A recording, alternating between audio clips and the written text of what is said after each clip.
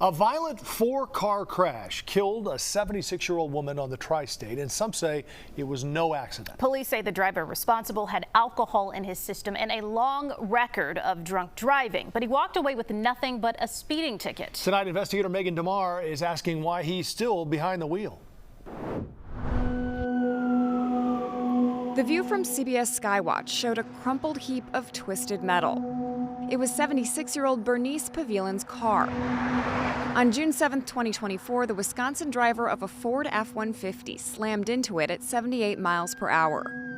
Pavilan did not survive. Neighbors told us she lived pretty off the grid, but the Ingleside woman is remembered fondly by her coworkers at Lamb's Farm, a nonprofit that helps adults with developmental disabilities.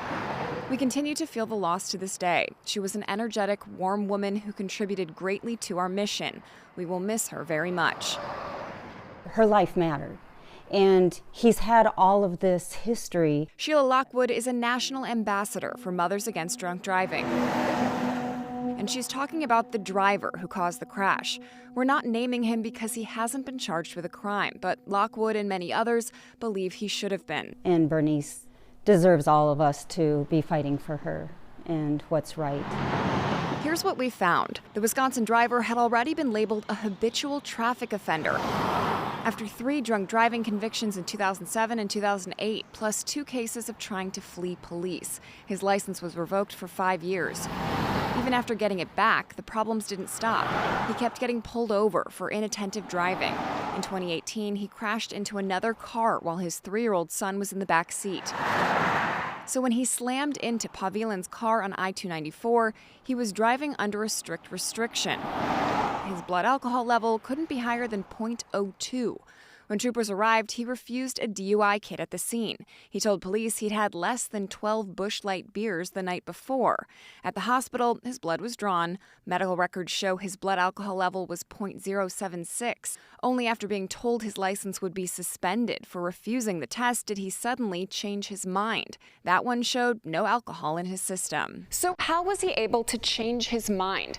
We discovered that in Illinois, there's no legal time limit for when a driver has to take an alcohol test after a crash. Other states draw a clear line. Iowa, Connecticut, and Colorado require testing within 2 hours of the incident. Wisconsin allows up to 3.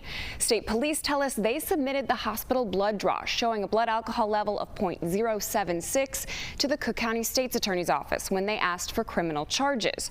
Those criminal charges were denied. You know, you have the absolute right to refuse a breathalyzer test. Legal analyst Irv Miller said a driver can change his or her mind, but it would ultimately be up to a judge to decide whether to allow it. Some judges will say, wait, I'm not going to buy it. You said no, no is no. Other judges are going to say, wait a second, you know, you changed your mind? Fine, so you could keep your driver's license. It's a judicial one by one, depending on who the judge is, but it's not a statutory requirement. He says the driver being just 4 1,000ths of a point below the legal limit makes all the difference. Legally, it means he was not considered under the influence. But that's not the whole story. The driver still violated the strict blood alcohol restriction on his license. And here's where the case gets even messier. That violation should have triggered a license revocation. When we reached out to Wisconsin's Department of Transportation, a spokesperson told us they were never made aware of the fatal crash that we described. It is up to law enforcement and the convicting court in each state to determine what constitutes a violation of a license restriction and what citation is issued, a spokesperson said. But Illinois State Police tell us they don't have the authority to revoke an out-of-state driver's license. So despite a fatal crash, despite a documented alcohol restriction, and despite a history of dangerous driving, this driver walked away with a fine. That's it. Why even have these restrictions Exactly. if there's no way to follow up on loophole after loophole. Why is he still driving? And does he have children? And, you know, are they at risk? Everybody on the road is at risk. And there's one more twist to this story. At the time of the crash, the driver wasn't supposed to be on the road at all. He worked for the Wisconsin Department of Corrections and was scheduled to be working remotely from home that day, not causing fatal car crashes in Illinois. He was fired as a result, and despite everything we uncovered, he has continued to hold a valid driver's license since the crash. We reached out to the Cook County State's Attorney's Office to ask why charges weren't pursued in this case or whether they could still be considered.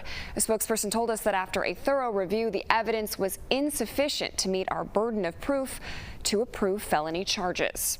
Megan DeMar, CBS News Chicago, investigators.